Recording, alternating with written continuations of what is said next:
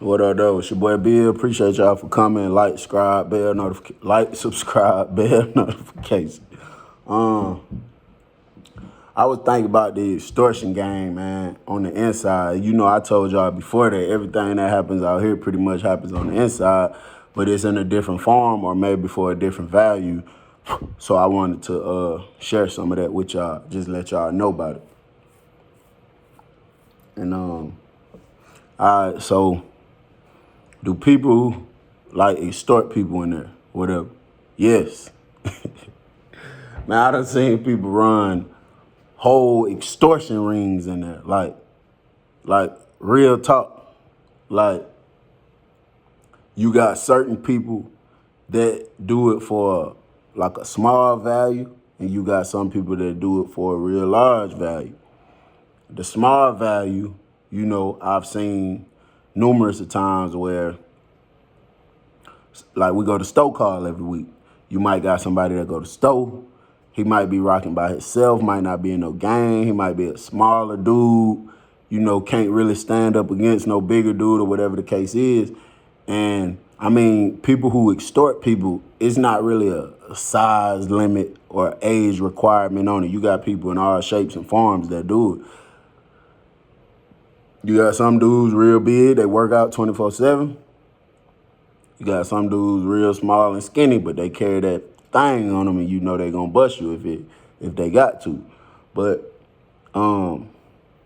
man, you got some guys that do the store call extortion. All right, if your family send you money every week, you got to pay me to live in this dorm. So every single week we get $70. I want half of it. What that is, like $30 and some change. Yeah, like what, $35 or something like that. Every week that you're still in this dorm, you gotta pay me.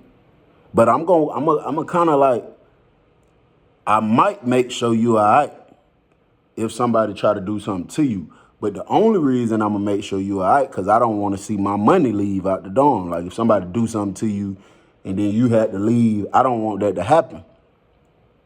So I make sure don't nobody do nothing to you, but willingly or unwillingly, you got to pay me to continue living in this dorm.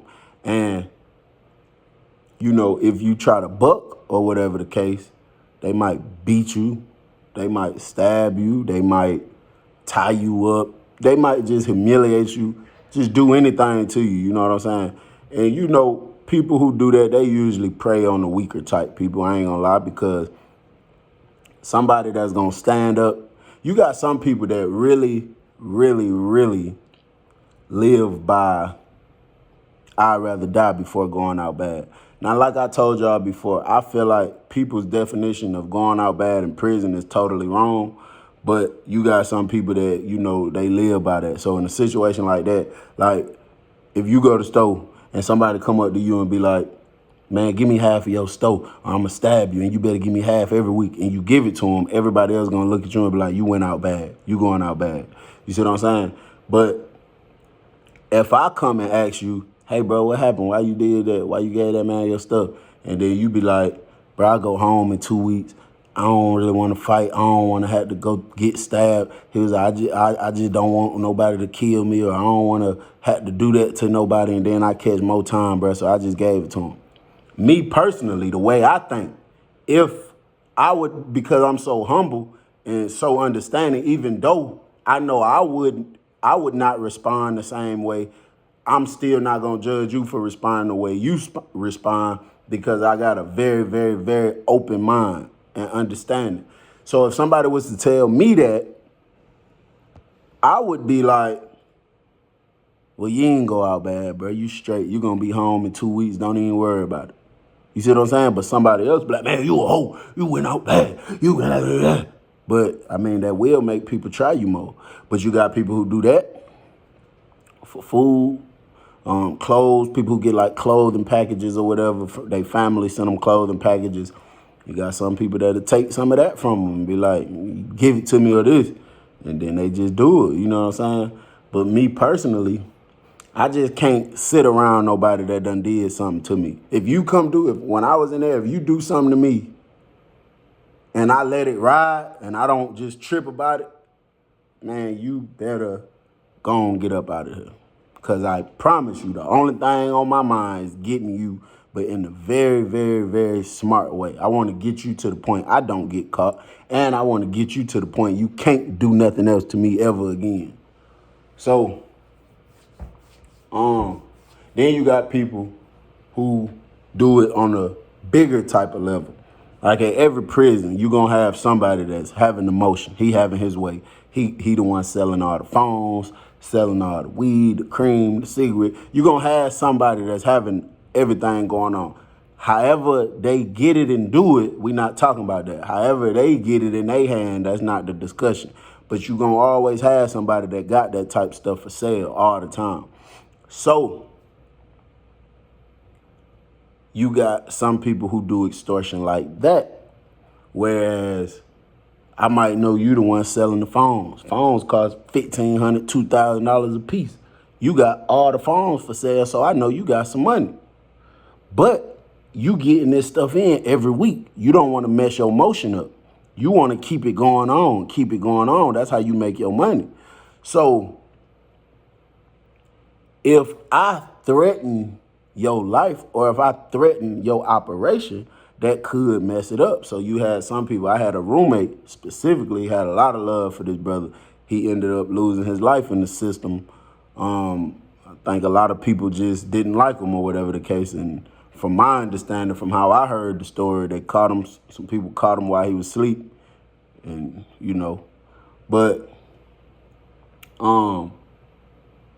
yeah, so I have witnessed with my own two eyes, been standing in the room where he'd call a dude up on the phone. Well, see, first, before he even get to the point where he calling him up or anything, he'd catch him face to face somewhere.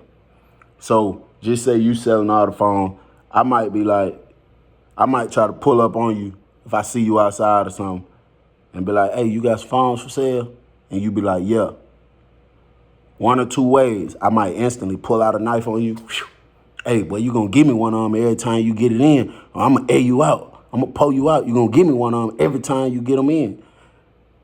That's a way I've seen people do it, or I've seen people do it like, if they know you got it for sale, they might just come up to you, maybe sometime them by themselves, sometime 2, 3 others, and they'll just go to beating up.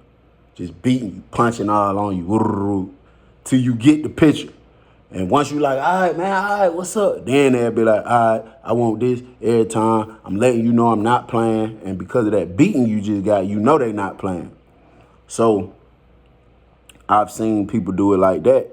But the one I was talking about, I've seen dudes, I'm sitting in the room, he done called dude on speakerphone before and was like, hey, how many phones you got left over there? And dude like, come on, bro, I already gave you your 2 phones that you supposed to get. He like, man, bump all that. How many you got over there? So dude like, I got 4 left. He like, all right, I need one, and I need $1,000 sent to the Cash App. I need that ASAP. Dude like, come on, man, I got to do this and that for my kids. He like, hey, bro, you going to send that money or I need to come over there? And, you know, dude know this dude not playing. He know he's serious.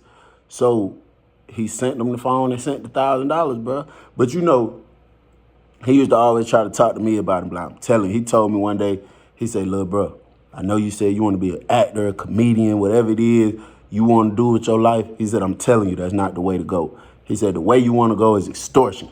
That's where you going to really get your money. You can have everybody paying you.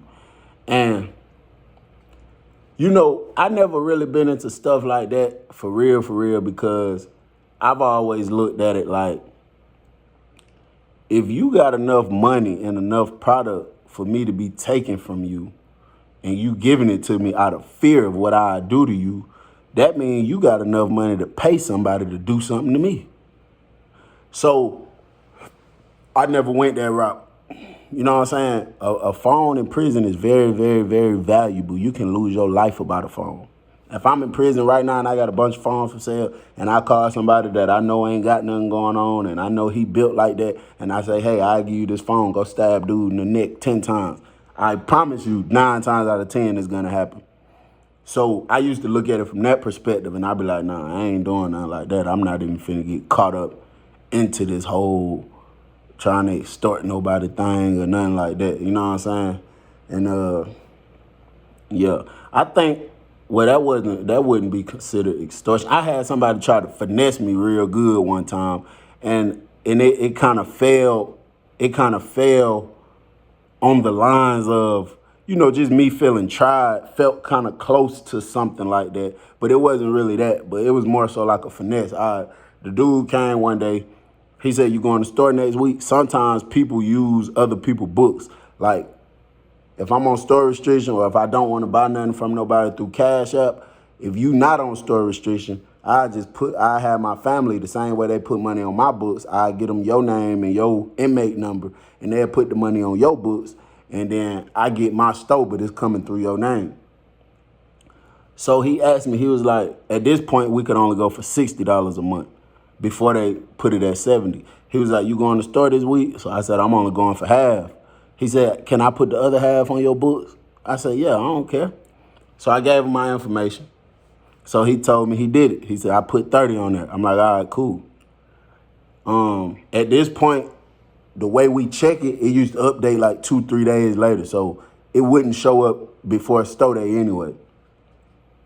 So I wrote down my order on the store sheet, and then I gave it to him so he could put his 30. I did my 30, but I had already had 30 on there. I did my 30, then I gave him the sheet to put his 30 on. So the store truck came about 2 days later. When I went to get my store, the only thing there was what he ordered, and it ran up exactly to $30. My balance was at 0. So that means he never put 30 on my books. I was so mad because I didn't even want the stuff. I probably was in prison about 2 years at that point. So I started to refuse it and make the store lady take it back, but I didn't have nothing in my room, nothing to eat, so I just took it anyway. So when he came, he looking crazy. "What happened, little bro? That ain't look like the whole store bag." I say, "Man, your folks ain't put $30 on my books, bro. Only 30 on my books is the 30 I already had." So at first he was trying to play crazy. He going, "Man, ain't no way. I know my auntie put 30 on there. I was on the phone with her when she did it." And he walked out the room real fast. That's supposed to be like a scare tactic, I guess, for people. Because he had been locked up for a long time. So I guess he felt like I was kind of new and he was about to try to hit me with the finesse or something. So he acting like he all mad. So I grabbed my knife just in case. I don't know what he got going on. I stick it right on my hip. So I go out there. I'm like, "Bro, your folks ain't put no money on my books, bro." So I show him the receipt. I'm like, "This 30 been on here. I did that. Ain't no other 30 came. Because if it did, it'd be showing 60. So